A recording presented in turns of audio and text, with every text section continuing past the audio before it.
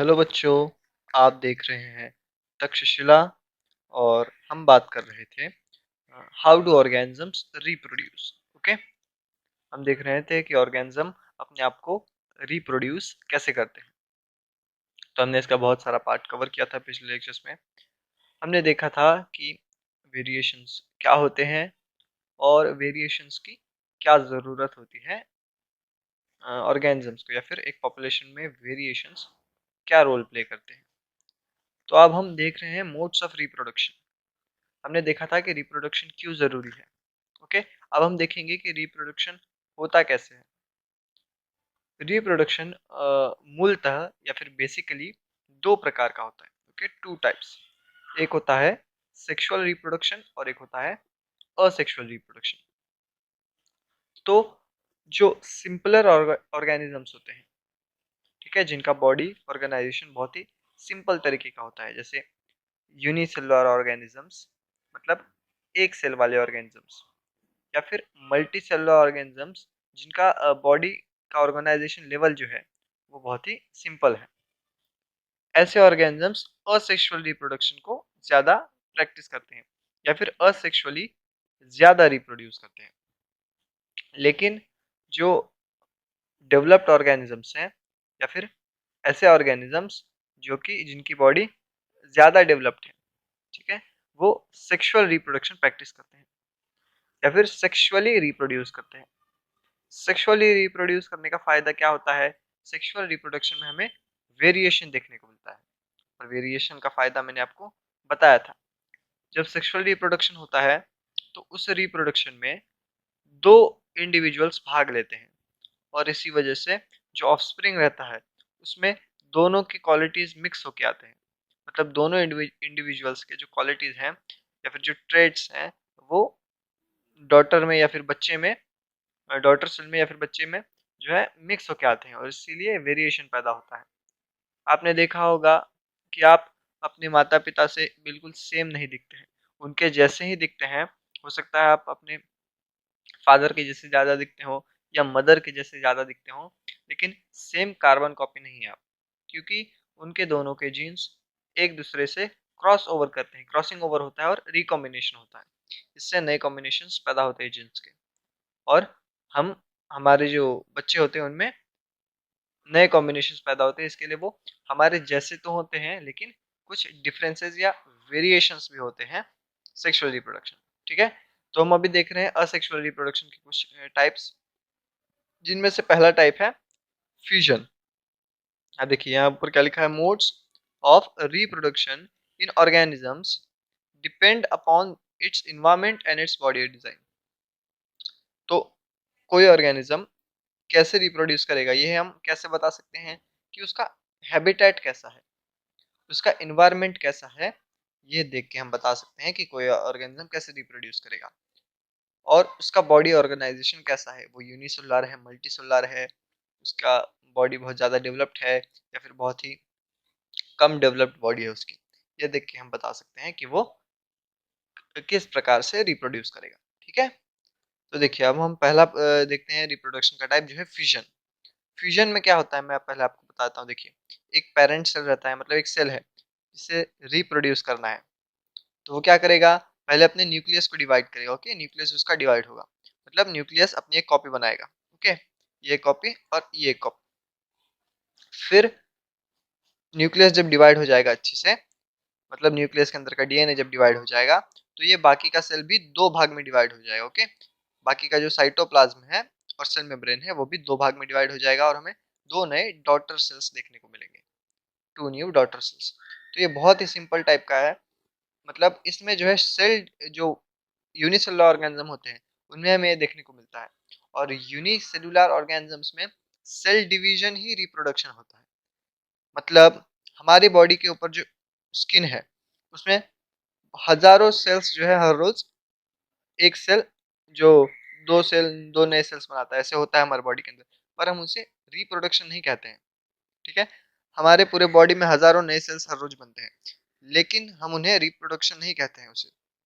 लेकिन unicellular organisms में जो है, जब सेल डिवाइड करेगा, एक सेल दो सेल बनेगा, तब हम उसे रिप्रोडक्शन कहते हैं। मतलब सेल डिवीजन ही रिप्रोडक्शन है यूनिसेलुलर ऑर्गेनिजम्स में। ओके, देखिए यहाँ क्या लिखा है, for unicellular organisms cell division और fusion leads to creation of new individuals. ठीक है, सेल डिवीजन ही नए इंडिविजुअल्स को पैदा करता है, किसमें, यूनिसेलुलर ऑर्गेनिज्म में। इसमें भी अलग अलग पैटर्न्स होते हैं। ठीक है, ये सिंपल प्रकार का फ्यूजन था। देखिए, different patterns of fusions are observed, हमें अलग अलग प्रकार के पैटर्न देखने को मिलते हैं सेल फ्यूजन या सेल डिवीजन में भी।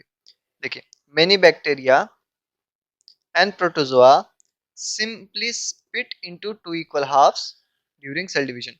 देखिए क्या हुआ, एक सेल था और ये सिंपली जो है दो इक्वल हाउस में, दो इक्वली दो सेल्स में बट गया। तो ये बहुत ही सिंपल प्रकार का था।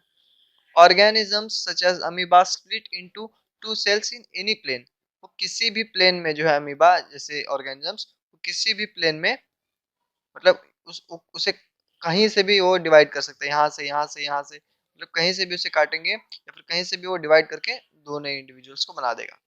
ओके, तो ये था फ्यूजन। अब आगे फ्यूजन के बारे में थोड़ा और इंफॉर्मेशन लेते हैं हम। देखिए, in organisms with more organised body the cell fusion occurs in definite orientation in relation to the structure of their body।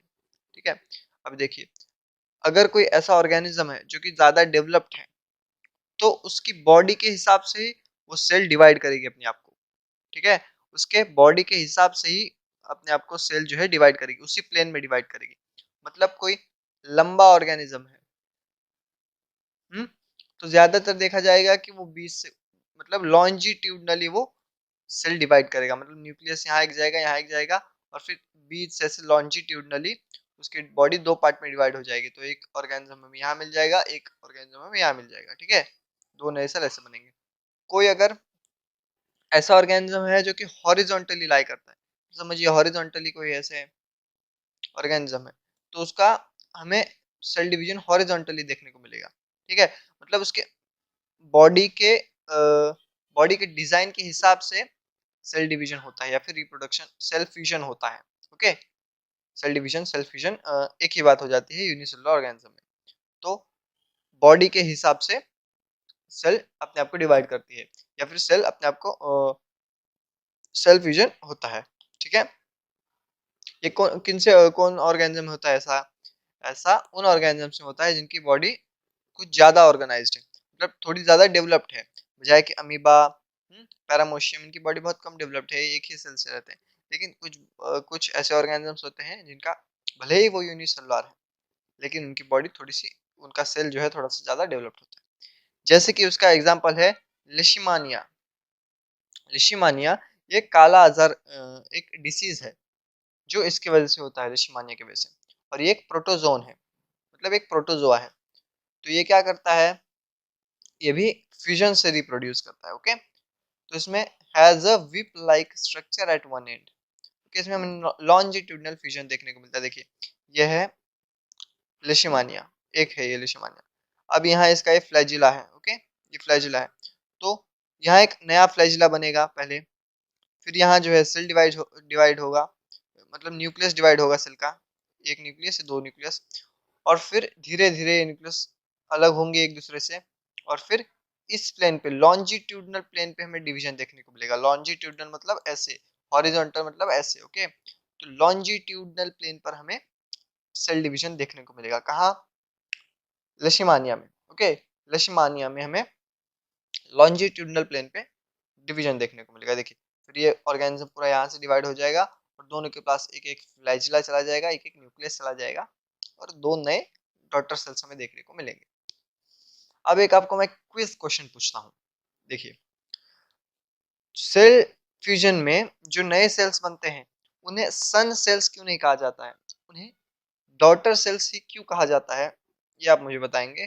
मैं इसका आंसर आपको अगले लेक्चर में बताऊंगा। ठीक है, आप कमेंट सेक्शन में इसका आंसर कर सकते हैं कि जो सेल फ्यूजन में या फिर सेल डिवीजन में जो नए सेल्स बनते हैं दो, उन्हें डॉटर सेल्स ही क्यों कहा जाता है।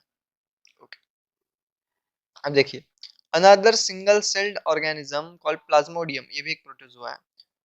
ठीक है, तो प्लाज्मोडियम जो कि जिससे मलेरिया होता है। ओके, प्लाज्मोडियम, फेल्सिफोरम, ऐसे अलग अलग प्रकार के प्लाज्मोडियम के टाइप्स होते हैं जिनसे हमें मलेरिया होता है। मोस्ट कॉमन है प्लाज्मोडियम फेल्सिफेरम।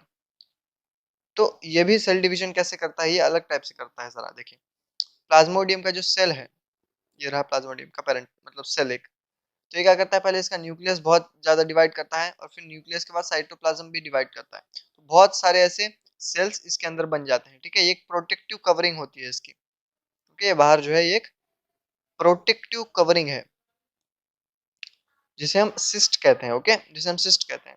और सिस्ट के अंदर बहुत सारे सेल्स डिवाइड होके बन जाते हैं नए नए सेल्स। ठीक है, एक ही न्यूक्लियस से बहुत सारे न्यूक्लियस बन जाते हैं। एक न्यूक्लियस ने डिवाइड किया, दो न्यूक्लियस बने, फिर दो न्यूक्लियस ने डिवाइड किया तो चार न्यूक्लियस नए बन गए, ऐसे करके। और फिर न्यूक्लियस के साथ सेल भी, साइटोप्लाज्म भी अपने आप को डिवाइड करता है, तो नए नए सेल्स बनते जाते हैं। मतलब एक सेल बना, एक सेल से दो सेल, दो से चार सेल, ऐसे बनते जाते हैं। ठीक है, और बहुत सारे ऐसे सेल्स इसके अंदर बन जाते हैं। ठीक है, तो इसे हम क्या कहते हैं, मल्टीपल फ्यूजन कहते हैं। मल्टीपल फ्यूजन होता है इसके अंदर। और ये तब तक इसी सिस्ट के अंदर रहते हैं जब तक बाहर का कंडीशन इनके लिए अच्छा ना हो जाए।